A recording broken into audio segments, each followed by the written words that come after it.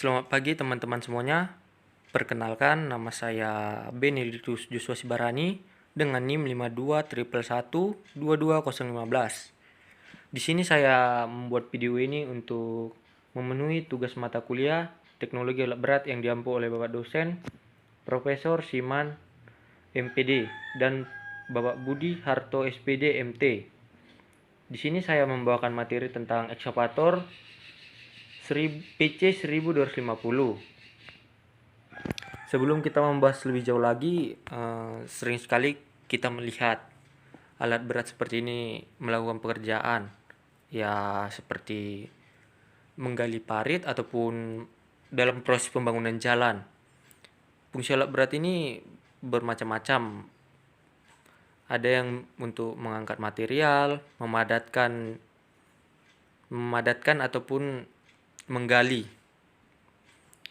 Nah, tipe engine model yang digunakan pada PC 1250 ini adalah tipe engine model SAA 6D170E, yang dimana S supercharger, AA merupakan air cooler aftercooler atau air to air, 6 merupakan jumlah silinder, D diesel engine 170 merupakan diameter silinder, E merupakan low emission.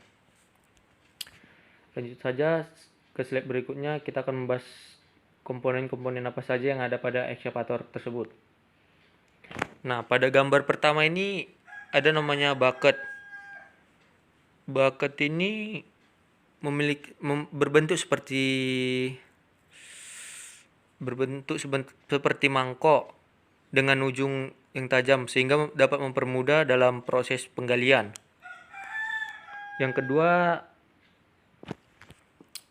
adalah arem. Arem ini berfungsi untuk memperluas gerakan dari bucket tersebut.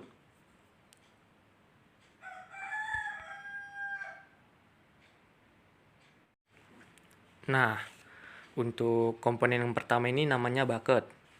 Bucket ini bentuknya seperti mangkuk dengan ujung yang runcing, sehingga dapat mempermudah ekskavator dalam proses penggalian.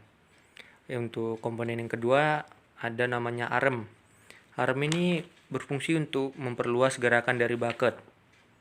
Untuk yang ketiga ada namanya silinder boom.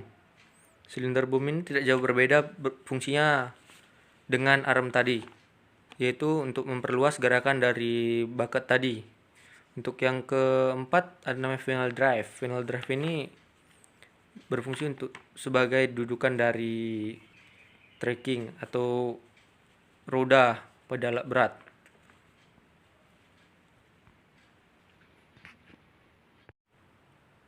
Untuk yang selanjutnya yang selanjutnya ada komponen cylinder head atau kepala silinder ya. Pada gambar pertama adalah gambar cylinder head atau kepala silinder, atau bisa juga disebut dengan blok atau decksel. Untuk gambar yang kedua adalah piston. Yang ketiga adalah ring piston. Ring piston biasanya dibuat dari bahan yang dapat bertahan cukup lama. Umumnya ring piston ini dibuat dari baja tuang spesial yang tidak akan merusak dinding silinder. Fungsi dari ring piston ini sendiri itu sebagai penyumbat untuk mencegah agar tidak terjadi kebocoran di antara celah piston atau samping piston dengan dinding silinder. Untuk yang gambar selanjutnya adalah gambar katup.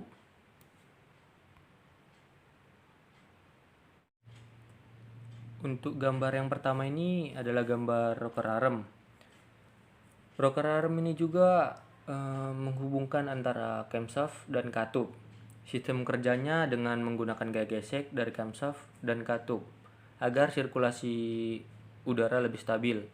Hal ini dapat membuat mesin menjadi lebih ringan. Untuk gambar yang di bawahnya adalah gambar turbocharger. Turbocharger adalah kompresor sentrifugal yang mendapatkan tenaganya dari turbin yang ditenagai oleh gas buang kendaraan. Untuk yang di sampingnya adalah gambar exhaust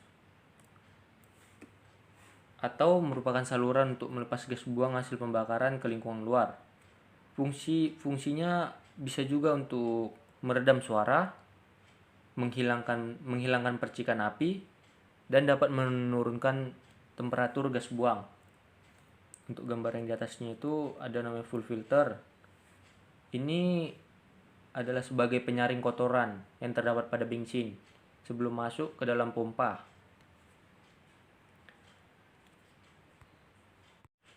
Untuk gambar selanjutnya adalah air connector.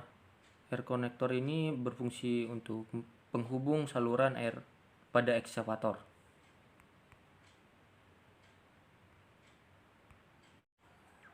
Untuk yang selanjutnya adalah gambar ring piston. Ring piston terbuat dari bahan yang bisa bertahan cukup lama, seperti dari baja tuang spesial. Untuk gambar yang di sebelahnya adalah gambar flywheel. Flywheel merupakan sebuah piringan yang terbuat dari cast iron dan dibaut pada ujung crankshaft. Untuk gambar selanjutnya adalah gambar crankshaft.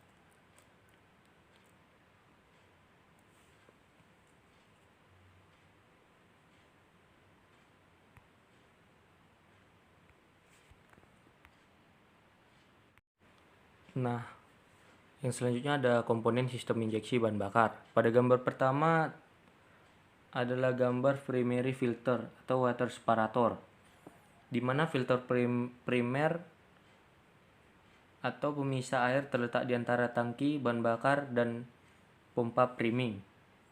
Untuk gambar yang kedua adalah gambar full priming pump atau pompa bahan bakar tangan.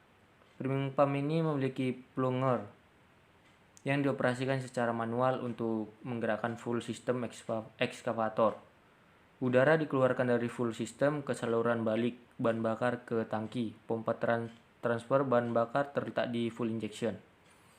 Untuk gambar yang selanjutnya adalah gambar secondary full filter. Pada engine ekskavator, secondary full filter terletak setelah pompa priming. Filter selalu berada sebelum full injection pump. Untuk yang di bawahnya adalah full injection pump. Full pump assembly terdiri dari pompa transfer tekanan rendah dan pompa injeksi bahan bakar bertekanan tinggi. Rakitan pompa digerakkan dari roda gigi di kotak pengaturan waktu depan pada setengah kecepatan engine. Pompa injeksi bahan bakar memiliki dua piston yang digerakkan oleh camshaft. Untuk gambar selanjutnya adalah gambar full injector. Memasukkan bahan bakar ke dalam ruang bakar mesin. Suplai udara dan bahan bakar masuk ke dalam silinder mesin diatur oleh ECU atau Electronic Control Unit. Untuk gambar selanjutnya adalah full manifold. Full manifold menyimpan bahan bakar bertekanan tinggi dan full injection pump. Berikut adalah contoh gambar pengetesan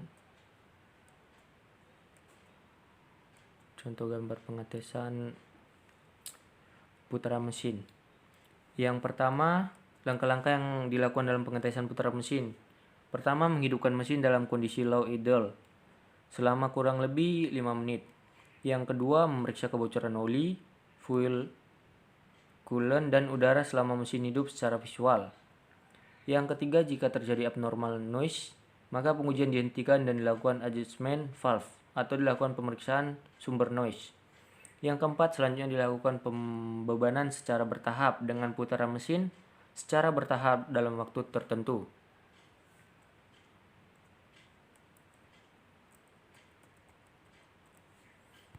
Baik, lanjut selanjutnya.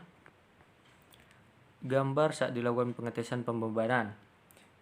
Langkah-langkah yang dilakukan selama pengetesan yaitu yang pertama, melakukan pembebanan dengan mengatur dyno set point seperti pada contoh. Yang kedua, memperhatikan semua parameter sensor yang terpasang pada mesin. Lalu bandingkan dengan spesifikasi shop manual. Segera matikan mesin bila parameter menunjukkan abnormal atau di luar spesifikasi. Melakukan pengecekan pada sistem mesin sesuai bagian jika terjadi abnormal. Setelah dilakukan pengetesan, dilakukan lagi pengecekan visual jika terjadi kebocoran pada mesin. Bila seluruh pengecekan selesai dilakukan dan hasilnya baik, maka mesin dinyatakan lolos testing. Mungkin sekian video penjelasan dari saya, dan masih banyak kekurangan saya dalam penyampaian video. Saya mohon maaf. Untuk waktunya saya ucapkan terima kasih.